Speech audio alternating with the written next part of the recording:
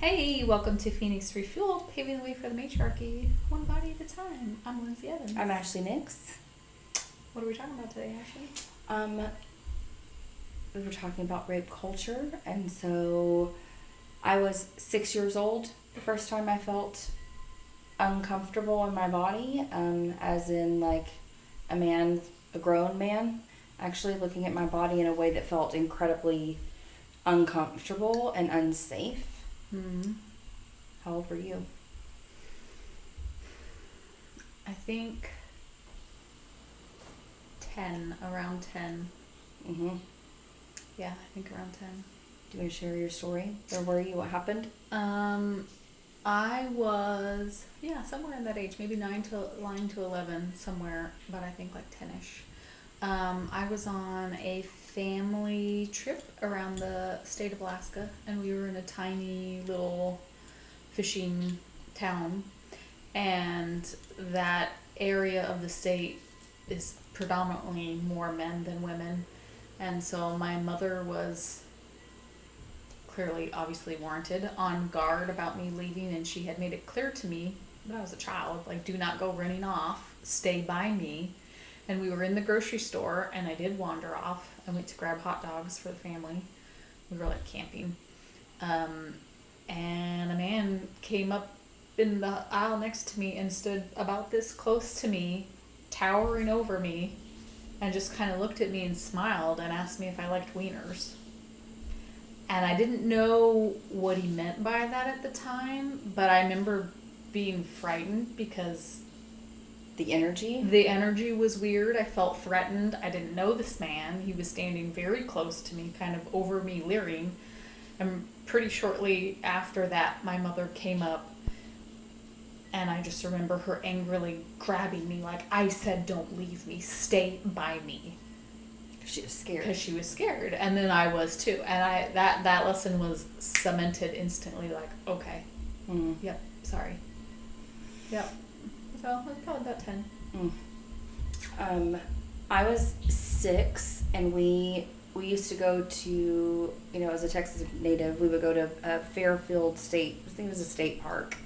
And anytime there was an extended weekend, that's really kind of where we are. So it's very much my childhood weekends, any long holidays, and the whole family would go. But you were camping, and so Funny that it was both when we were camping. it's weird, right? Yeah. So my brother Stephen, there were like showers, and my mom had sent me off, or Stephen had gone ahead, and then she'd sent me off. She's like, go catch up to your brother, y'all go shower and come back. It was, I think, in the afternoon. And I was like, okay, and I was halfway, or I was almost to the showers, and all I remember is just that I remember his glasses, and I remember him getting like really close, face to face, like eye to eye with me, and something in my gut felt weird. It was just some random guy. It was some random guy. I had no idea who he was. I remember like looking like around his kind of shoulders, and I could see the showers, and I knew that my brother was up ahead of me in the showers. But I knew something in me was like, I have to go back. Mm-hmm. And then I said something about, I have to go. And I turned around and I went back to the campsite. My mom was like, what are you doing? And I was like, I don't know, but some guy was talking to me.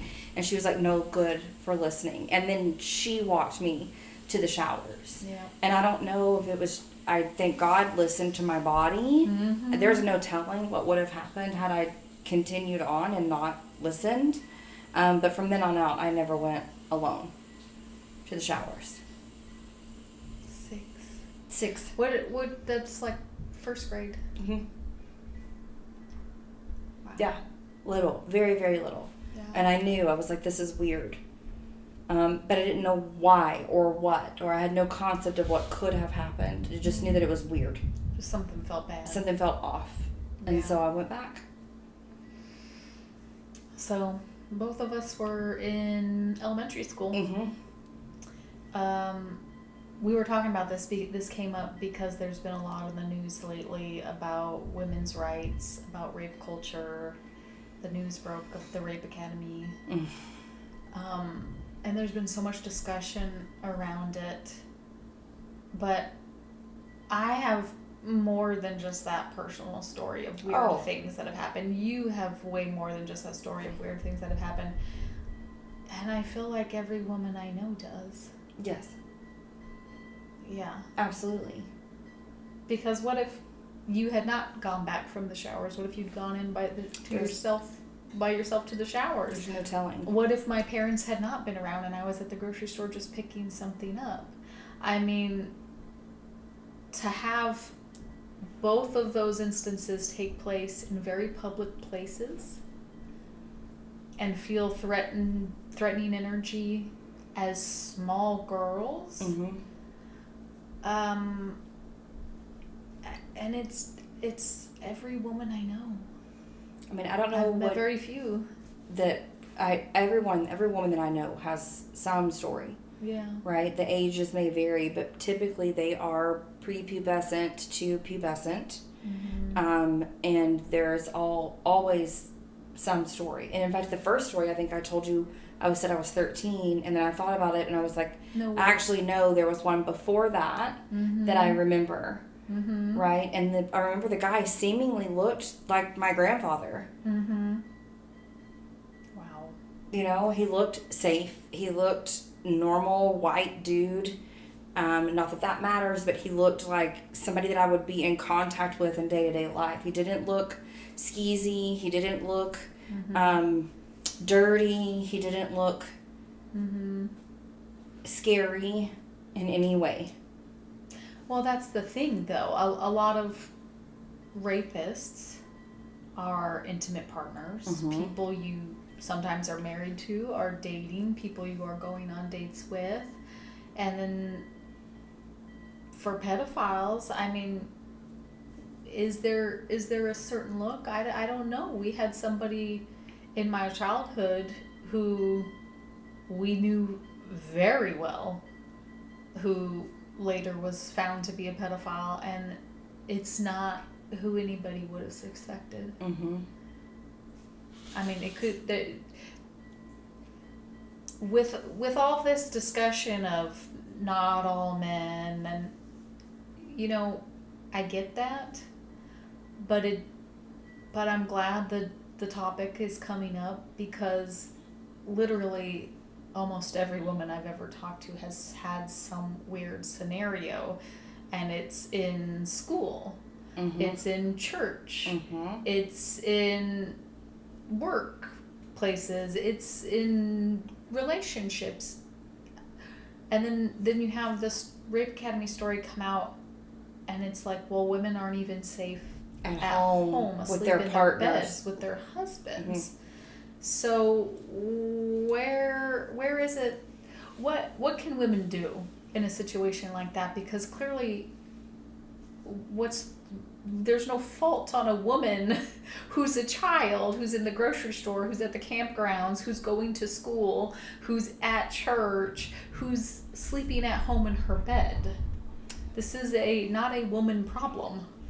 Though, and so there I was going to say, so that is the problem, is that we've been addressing it from a women need to fix their behavior, arm yourself to what were you wearing? Why don't you have mace? Why aren't you do all the things? Wear the right things. Don't be out after dark. Make sure you park here. I mean, my God, my mom taught me when I was very little, park near the street lamp. If put the keys in between your knuckles when you're coming out so that you're armed. Make sure you look in the back of your car before you get in. Look underneath your car before you get in. Don't travel alone. Why are we teaching women all of these things, but we're never addressing? It's men. Right? But we're never addressing what's causing men to act that way. Yeah. And it's inherently, they think they have power over a woman's body. Well, I do think it's interesting that I remember having those talks as a teenager. I don't remember any of the teenage boys in my life having the talks like make sure women feel comfortable. Don't do these, don't rape people. Right. Don't be unsafe around women. No means no. Be prepared to get a no if you ask someone to date and they're not interested.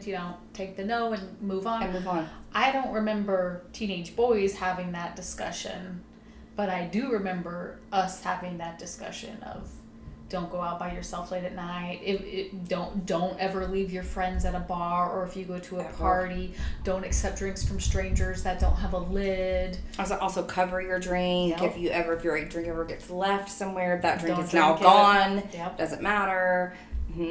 Yeah. I saw a video recently of and it was a man that was filming, and the woman and other guy were off camera, but she had said no.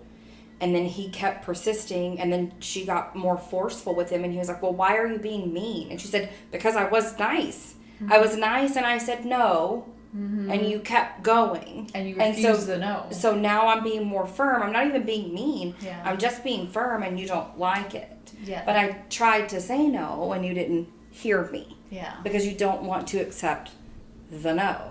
And women are so conditioned to be pleasing and to be nice and to be friendly that for a lot of women it is really hard to just say straight up, like, I said no, get away from me. Right. Because then you're escalating the situation sometimes and you're being hostile, and that can cause aggression, which is scary. More violence. Yeah, which is scary as a woman. You don't know how this guy's going to react. I remember going out with some friends when I lived in New York, and we went to a gay bar that was really close to our house. We used to live off 52nd, and there was a gay bar over there, and we went into it, and I remember a friend of my brother-in-law at the time being like really put off by this guy who would not stop harassing him, who was like over the top flirtatious, over the top coming on to him, hounding him. And at first he was cool with it. He was fine. It was fine. And eventually he was like, we need to leave. Like, what?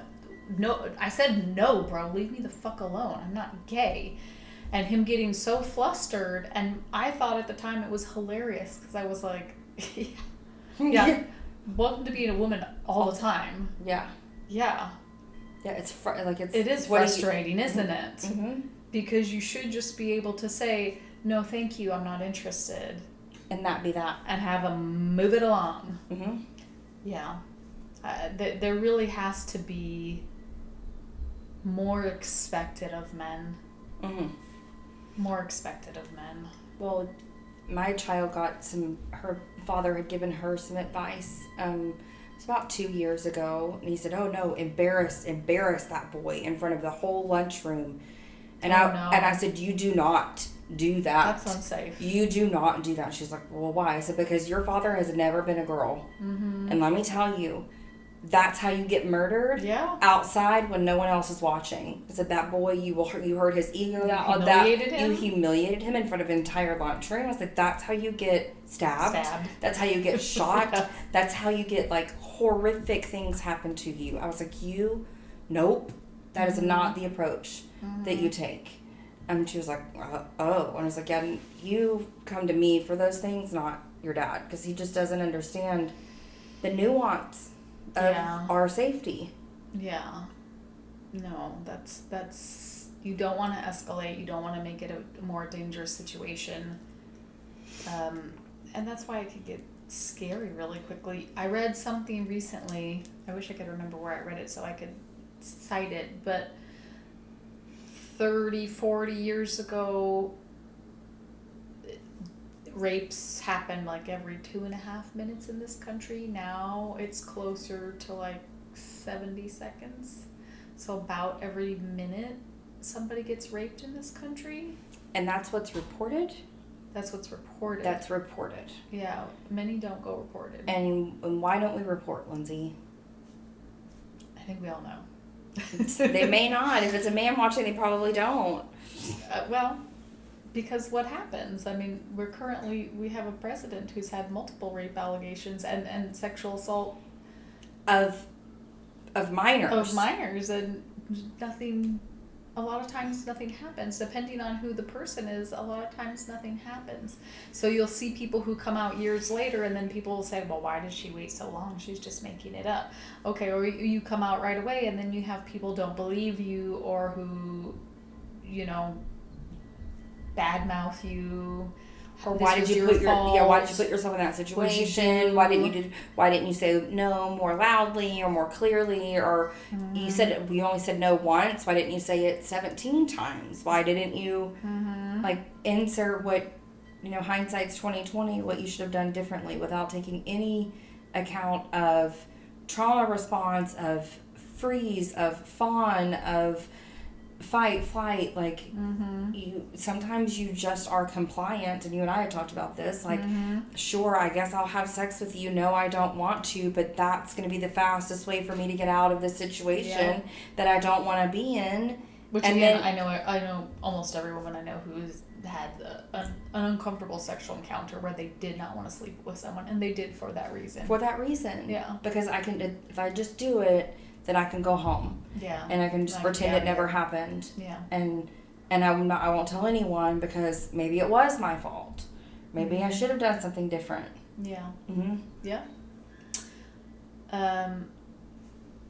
I told you earlier, but I'll tell you guys, I was looking up statistics specifically in our state.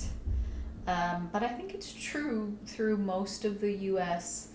The legal repercussions for rape are less than the legal repercussions for a doctor who performs an abortion on somebody who is raped. Like in the state of Texas, there's no exceptions for rape or incest.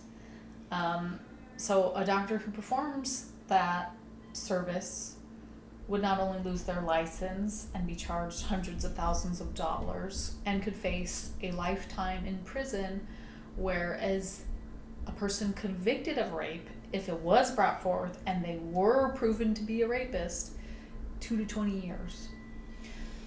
And couple that with most women don't report, and the threshold to actually get a conviction for a rape is so astronomically high because you get into a lot of he said, she said, whatever. So the violence has to be so extreme. That and most it doesn't meet that threshold. Well, and I would imagine you have to have enough evidence, so you have to have the presence of mind after being raped to go immediately to the police station, to get a rape kit, to hope that they take that information and use it properly, and then you can start the legal process. But we all know that just doesn't happen usually. It doesn't happen that way usually. So I think we've tried as a society to monitor women, to change how we behave, change where we go, who we go there with, what we wear, do all the things. We really have to start holding men accountable for the behavior in order for it to change, because clearly it's still alive and well if there's online websites where millions of men are viewing other men raping their wives. Mm-hmm. Yeah. Not to mention, you and I have talked about, having a teenage daughter, and watching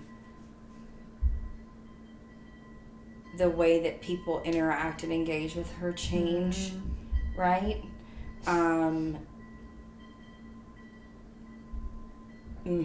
Yeah. I can imagine. I can imagine the rage that sometimes pops up. If I have laser beams for eyes, the number of times that in my head, the eye contact that I have given and thought, I'm like, you want to go? Like, I'm ready to go, but I'm standing right beside her, and you and I are.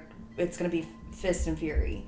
Yeah. And then recently I've had men my age that were at the grocery store and they're looking at her, and then they look at me, and then they look at her, and they look back at me, and I'm looking at them like, Yeah. A Clocked it. Like, I've clocked it. I see you, and she's a child. Yeah. Right? And then they get uncomfortable because I'm not letting go of their eyes.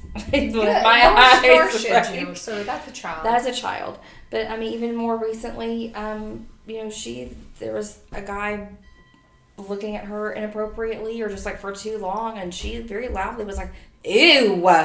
Good. And I was like, okay.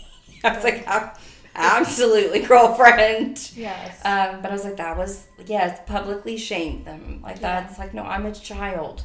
Yeah. And that's not okay behavior. Yeah. Peer-to-peer, whatever. You still don't own my body, but whatever. Mm-hmm. Yeah. Yeah. It's scary. I bet. Mm-hmm. I bet. I mean, I think I don't have that experience because I don't have a daughter, but I do think it's interesting having a son, because I do think there are many discussions that we have to have on the flip side that I don't think parents of boys are having enough, including even back to starting when he was really small. I think a lot of children are conditioned to disregard bodily autonomy even when they're little. Like, no, give her a hug. Give your grandma a hug. Like, I don't want to. Give her a hug. Yeah, no. No, we're not doing that. Mm-mm. We're not doing that. We don't. I'm not forcing touch. If you don't want to be touched, I'm not going to touch you. If somebody else says they don't want to be touched, you're not touching them. Mm-hmm. Like, instilling that very, very early. Yep. Like, you are 100% in control of your body only. Mm-hmm. We're not hitting people. We're not hugging people unless they're on board with that interaction, period. Yep. Yeah. I have seen, and I wish I knew who it was, but it was a man, and he was talking to a group of boys about consent. And he's like, even if her words are saying yes and her body language is closed off, is shut down, that's a no. Mm-hmm. And I was like, what a beautiful, that's great. That's beautiful, because you don't know what the trauma response is or what her conditioning is, but her body is telling you no, even if her words are saying yes. And I was like, oh, that's gorgeous to see. That is really nice, because I think, we were always talking about feminism and patriarchy, and I do get so frustrated with all of this, because I really do think it is also so sad for men. It is really sad for the guys who are good guys, who are decent guys, who are like, I would never rape anybody. I would never do anything like that. You guys have to be speaking to each other. You have to be checking each other. You have to be checking your boys. If one of them is being weird and lecherous, don't just be silent to keep the peace. Call them out on it. Like, we have to expect more from men. You know what I mean? And make it safe for them to do so with each other. It's like, no, that's the kind of behavior that we want. Please check your boys. Yeah. Yeah. But it will be better for men in the long run too. Like, you think about the oppression of women in the history of the Western world and how far women have come, that we far outpace men in degrees, and women owning their own businesses and financially independent. And houses and... Yes, women are buying more homes. They have more upper degrees. Men are getting left behind. We need to start expecting more for them in order for men to be better too. Yeah. And we everybody to be better. That. We want healthy men. I really, really do. I'm the mom of a son. I want him to live in a world where men are cared about.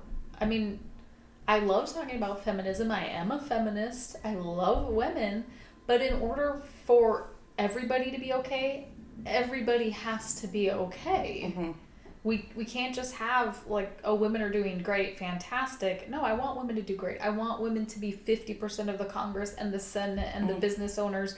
And I want men to be okay too. Yeah. It has to be everybody. Well, and that's the part of it, is that we have to look at the Rape Academy. We have to look at Epstein Files and the culture that perpetuates that, because those Yeah. men are not okay. They're not okay. And they are doing massive damage beyond just what's inflicted on women and children. They're doing damage to their own kind as well. Being other men. It's like most men that are sexually assaulted and raped are done so by other men. Other men, correct. Most men that are abused by men. Mm-hmm. I mean, it's not women primarily doing these things, it's men. So what are some actionable steps? I think if you have kids, talking to your kids about consent, about early, about autonomy, about we don't show these parts of ourselves to other people. We don't touch other people unless they want to be touched. That's really important. And I think as boys get older, we need to start having more conversations specifically with boys about making women feel safe and understanding some of the issues that teenage girls, the talks that they have. I think teenage boys should know that girls have to hear those messages. Mm-hmm. I think boys should be held accountable. You're responsible to keeping your hands to yourself. You're responsible to hearing a no and taking a no and moving on. Mm-hmm. I think if you tell guys when they're young and they're getting to that dating age, like, yeah, you're gonna get turned down a lot of times. It's okay. Some girls are not gonna like you. It's okay. Ask somebody else. Talk to women. It's okay to talk to women. But if she's pointed away from you, if she's shrinking into herself, if she says no, like, just let her be. Mm-hmm. Let her come to you. Yeah. And if she doesn't, that's okay too. Yeah, that's okay. Mm-hmm. No more of this idea, like all these 90s rom-coms where the guy relentlessly pursues her and finally he wears her down and happily ever... No, that's stalking. Leave her the hell alone. That's not romantic. Leave her alone. I would also say ask the women in your life how old they were when they first had their first uncomfortable experience. Yeah. With someone else's response to them and their body. Yeah. It should be eye-opening. They'll have a story. Mm-hmm. Every woman you talk to will have some story. Mm-hmm. Yeah, ask them, how old were you? Mm-hmm. The first time you got unwanted sexual attention. Mm-hmm. Yeah. Every single one will have a story. Yep. Mm-hmm. All right. Be well, guys. All right. See you next time. Bye.